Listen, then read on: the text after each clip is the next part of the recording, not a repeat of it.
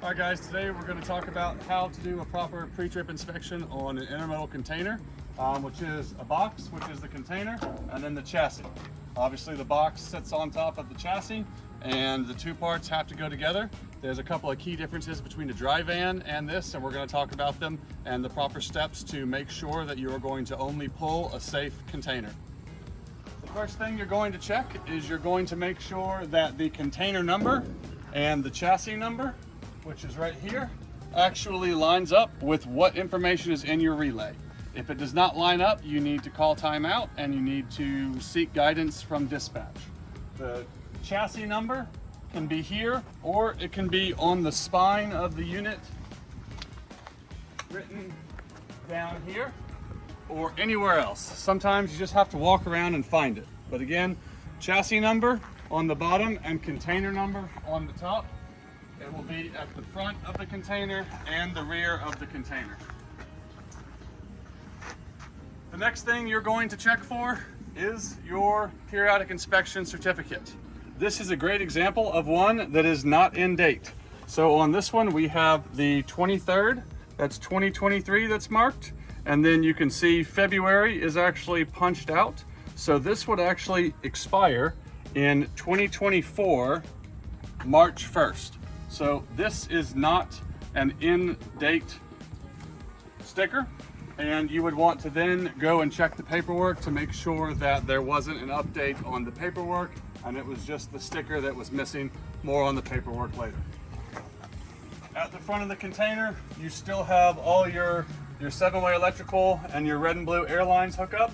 The key thing to note here is that the angle of these, obviously it's in the center as opposed to on the side.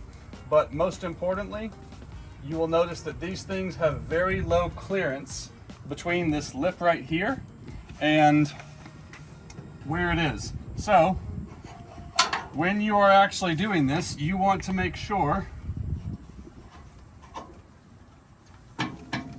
that you are getting a good seal on it and that it is actually not being hindered, that you're able to get it fully seated and that it's not hindered by this. Sometimes these actual connections will get bent down too much and then you're not able to fully seat your glad hands and you're not able to get a good seal. That's going to be a deal breaker because then it can just pop off while riding down the road, and obviously you have to have your airlines hooked up.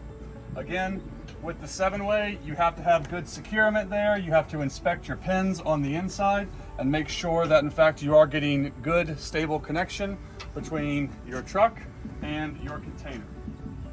Okay, one of the most important differences between a dry van and a chassis container intermodal load would be you have 4 connection points or 4 securement points on these things that hold the box onto the actual chassis, okay? And you have 2 different styles. The front are what are called push pins and the rear are cam locks.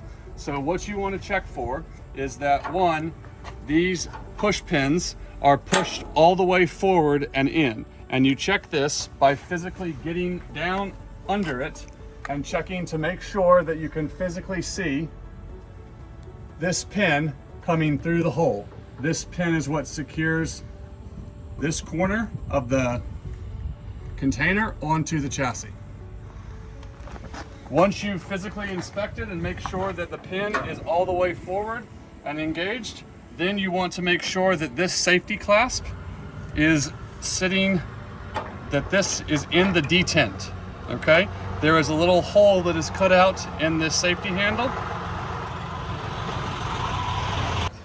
Once you've made sure that you can visually see the push pin lock engaged in, you want to make sure that this safety clasp right here is actually fully seated on this handle or this push pin connector, and that the handle sits in the metal safety detent, okay? Sometimes you will see that these things have been badly damaged and you cannot get them to seat properly. You can beat it back into place if you need to, but you have to make sure that under no circumstances is this push pin able to back out while this is going down the road. The third thing you're going to check for on these push pin style connectors is you can see that this one has 2 zip ties going through it. So there are holes in your safety clasp, an assembly here, and what you'll see is If you just zip tie it on, we see this all the time where someone just throws a zip tie on here, but they can slide off. You always want the zip tie to go through the hole on both sides so that it cannot slip off this handle while going down the road, because if the zip tie slips off, even if it's tight when you first start, if it's not through the hole, vibrations can make the safety clasps come up, this can slip off, and then this whole corner could become unsecured from the chassis to the container. All right, once we've inspected the front, I like to move around on the driver's side, working my way from the foreground to the back of the trailer. Whatever your process is fine. You just have to do it the exact same way every time. People are creatures of habit, and if you work counterclockwise or clockwise, whatever works best for you, just make sure you do it the exact same way each and every time, because habits are how we prevent mishaps, okay? As I'm moving around, the next thing that we're going to check is we're going to check our kingpin. So obviously this is already coupled with our power unit, but when you're checking the kingpin, just like on a dry van, you want to make sure that one, the kingpin is vertical and that the base plate is fully installed and doesn't look damaged in any way, the kingpin's not bent. And then once you've coupled, in addition to performing 2 tug tests, you want to make sure that you visually inspect, which includes getting out a flashlight if necessary. You visually inspect to make sure that the jaws are fully seated around the kingpin. This is what a professional driver does, and this is the expectation in this company and the Amazon Freight program. Okay guys, once you've made sure that your jaws are fully seated on your kingpin, we're going to continue to move our way around from the front to the rear. The next thing you're going to come to is your interblock connectors, and what you'll see is that oftentimes it'll be a different color here to draw attention to it, but each side has 4 different points of connection. These are used for when they stack these containers on a ship. They have essentially cam locks that slide in and then turn 90 degrees, and it locks one unit on top of another unit. You will know if they are in there because you'll see generally a shiny piece of aluminum or steel, and it looks out of place. If you can look through these holes on the top or on the bottom and you can visually see through them, then you know that there's no binding unit or interblock coupling device in between the two. If there is any interblock container, any interblock unit that got left there, then that's going to be a deal breaker. Unless you can take it off yourself from the bottom, do not attempt to take it off from the top. You take photos of that and then reach out to dispatch and contact them for further guidance. All right, as we're working our way around the rear, landing gear, you obviously want to make sure that the landing gear is functional. Now, it's important to note that some of these chassis aren't in the greatest shape, but we have to make sure that we are doing a thorough inspection one way or another. Sometimes they'll have a little bit of rust on them because there could be salt water involved, or they just sat there on the yard for a long time. But you want to make sure that one, you have a handle, and that you have high gear and low gear that's engaged with the handle, and that you want to make sure that the landing gear functions. When you're doing the landing gear, you want to make sure you have an anatomically correct position and that you're not standing in front of it or damaging your lower back. Make sure that your landing gear functions and that at the end of it,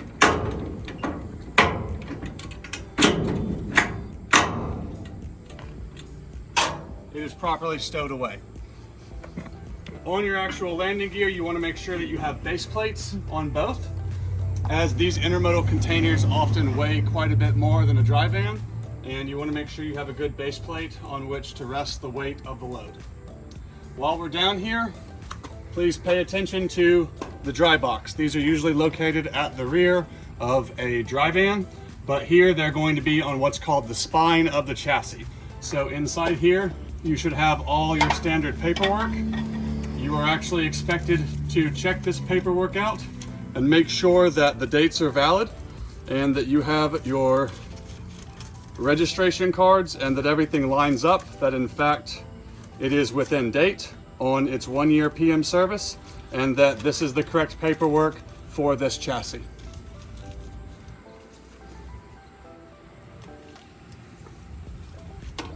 All right, once we've checked our paperwork, we're going to go ahead and sight down the spine, which is this right here, and we're going to be inspecting and making sure that there is good contact between the actual box and the spine. You'll know that by seeing no gaps all the way along the entire length of the chassis and the container. And you're also, while you're down here, checking to make sure there's not excessive damage to the spines. They should be straight and relatively even spaced.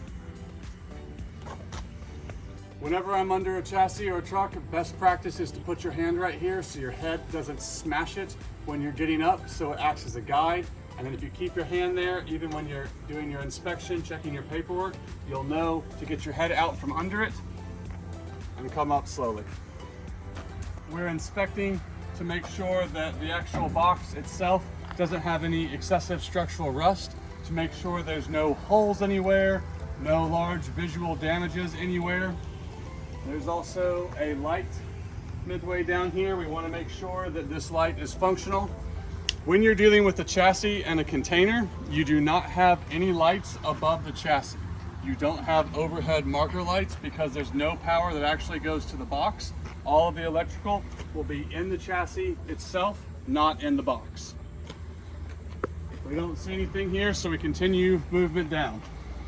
To get to my tandems, the first thing I'm going to do is I'm going to be listening for any type of air leak. If I don't hear anything there, I'm going to make sure I inspect this pin, and I'm going to make sure that the tandems are fully seated, that obviously this pin is engaged in the hole, and I'm going to make sure that wherever position it is on the driver's side, it's also the same position on the passenger side when I get over there. So if this is in the second hole on this side, it has to be in the second hole from the front on the opposite side, or else your tandems are going to be off camber.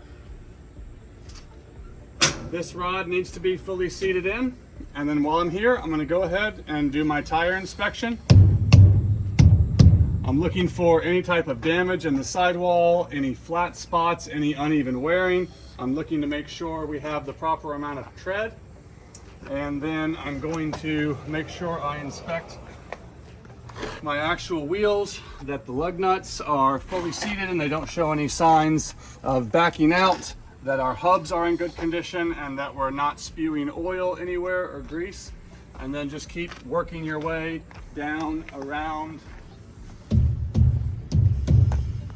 till you get to the back. You have to have mud flaps on the back, especially since we recommend taking the mud flaps off on the actual tractor.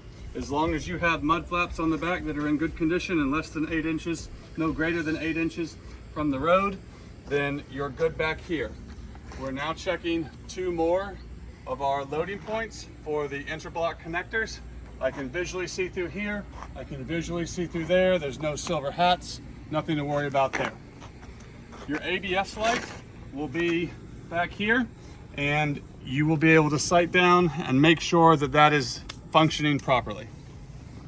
Okay, we've worked our way around to the rear of the trailer, and just like we had the push pins in the front, we have a different style connector in the rear. So these are the other 2 attachment points of the container onto the chassis, and these are called cam locks. So what you want is to make sure that this cleat is perpendicular to the actual row right here. So if this was turned and it was parallel to it, then this box would be able to lift right up. But you want to make sure it's 90 degrees perpendicular.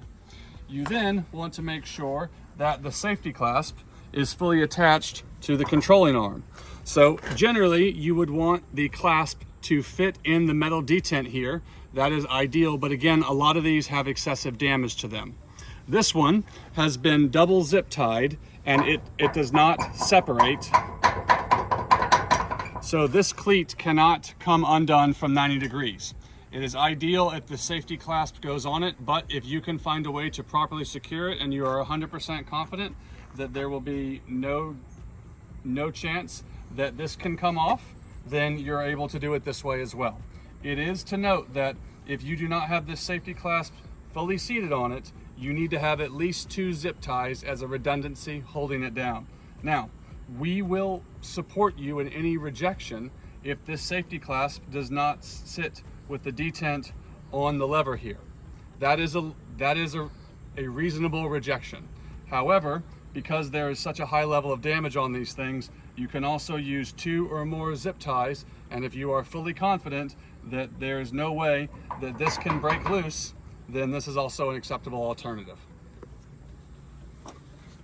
All right, as we work around your normal pre-trip inspection, you want to make sure that all of your lights are functional, that your four-ways work, that your brake lights work.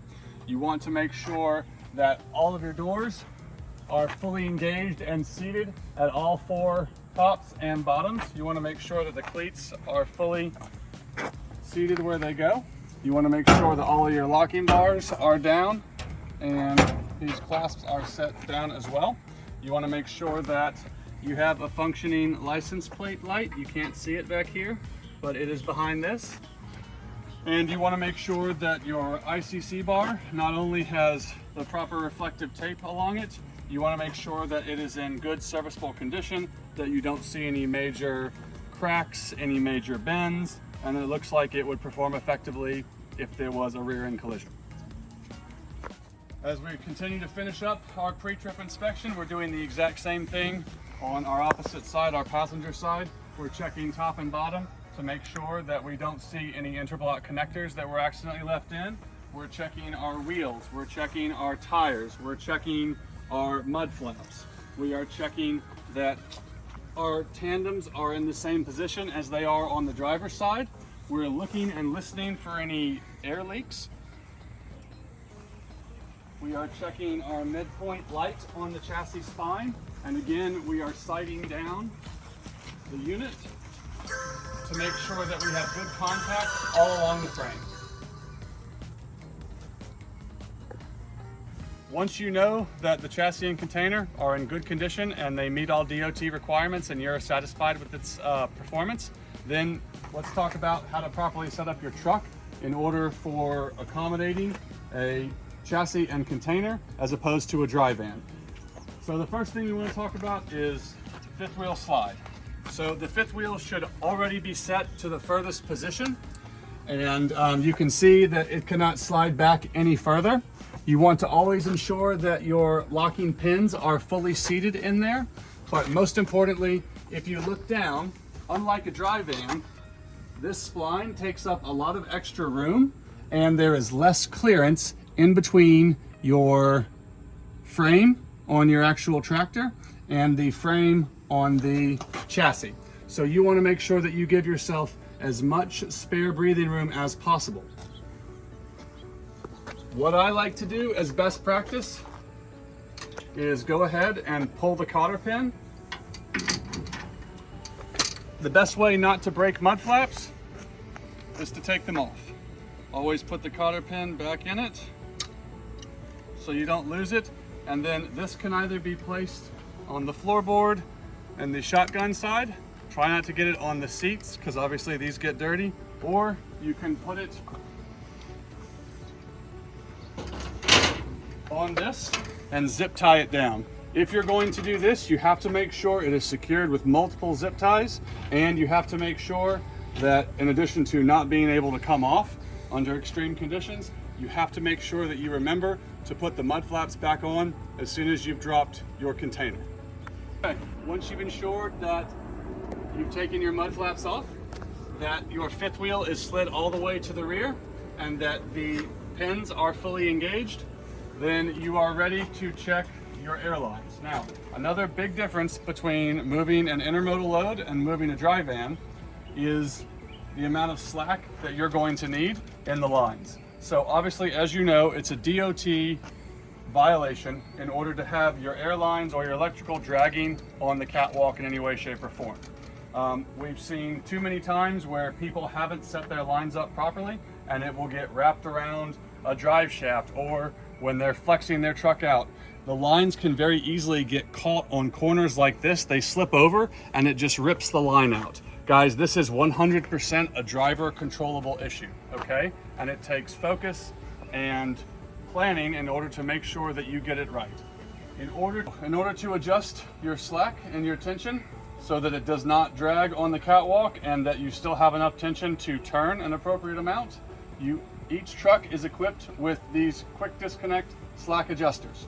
So in order to do it, you will simply pull up And you see that that gives enough room for the cables to be slid forwards and backwards until they are at the right height. Please note that you have to make sure to close them again once you have the tension set properly. And if you adjust one and then you have excess slack in between the other one, you might have to adjust the second one as well, because this cannot be dragging on the catwalk up here. You don't want it to be able to get caught on anything. A bit of extra work that you have to put into with intermodal containers, especially if you have to set up for a tight turn. Best practice here is to physically get out and look. You need to check how much slack you have when you're going into these yards before you start setting up for tight turns, all right? Most of the spaces we go to, you have plenty of real estate, so you don't have to do anything close to a 90, but you need to be prepared to go into a smaller area as well. The time to test how much slack you have is not once you've already ripped the airlines out or got them caught on the corner of the chassis or anything like that. What we recommend is that as soon as you get into the yard, once you've cleared the guard shack, that you set your truck up and that you give a little bit of an angle, maybe go to just past 45, and you check how much slack you have. Then you get back in your truck, and if you need to jack it a little bit further, go closer to 90. You need to get out and look and see, am I close to catching anything? Is it going to drag and get caught in my drive line? Is there any chance that I'm going to rip out these airlines or this 7-way? Because again, this is 100% a driver controllable issue. So if it takes you a little bit of extra time in order to do a test run and see how much slack you have, and then go through and adjust the slack until you're at the proper level, then so be it. We would rather be safe and smooth, because slow is smooth and smooth is fast. Okay, one of the most important things to remember is that in your break room app, you have access to our intermodal pre-trip checklist, and the expectation is that you pull that up and you use it to make sure that you are not missing anything. To access it, go into break room and then click on team files, and then click on the folder that says intermodal, and in there you'll find your inspection checklist. If you just pull that up every time and you work down that checklist without skipping anything, you should have full faith and confidence that you are doing a proper pre-trip on this chassis and container. That's how you run through a pre-trip on an intermodal container.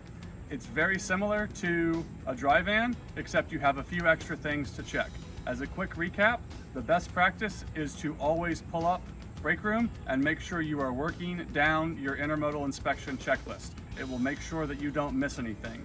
But the big key takeaways here would be, make sure that all 4 of your engagement points are fully seated, and that the safety clasp is zip tied onto the pin or the cam lock in the back so that they cannot separate while going down the road. Make sure you have multiple zip ties on if necessary. Make sure that all the paperwork on the truck is good, just like on a dry van. And make sure that you have fully seated flat hand seals and that they're not going to accidentally pop off in the middle of your route. Take your mud flaps off so that you can't rip them off, because we have seen even some of our trucks, even with the 5th wheel slid all the way back, they will still rip the mud flaps off if you are jacking that truck hard enough. And let's say sometimes you have to, because you're in a small facility. So best practice is to take the mud flaps off and properly secure them to the catwalk, or if you have a place where you could effectively put them inside the truck and keep the truck clean, that's also an option. Okay guys, a couple last things to note about our driving style with intermodal versus dry vans. As you know, our company motto is drive Miss Daisy, slow is smooth and smooth is fast, but you want to take extra precaution with these. These intermodal boxes are heavier than a dry van, and they are more top heavy than your average dry van. So you want to make sure that you are staying in full control of your vehicle and giving yourself extra cushion to adjust for the differences in driving an intermodal container and a dry van that you may or may not be used to.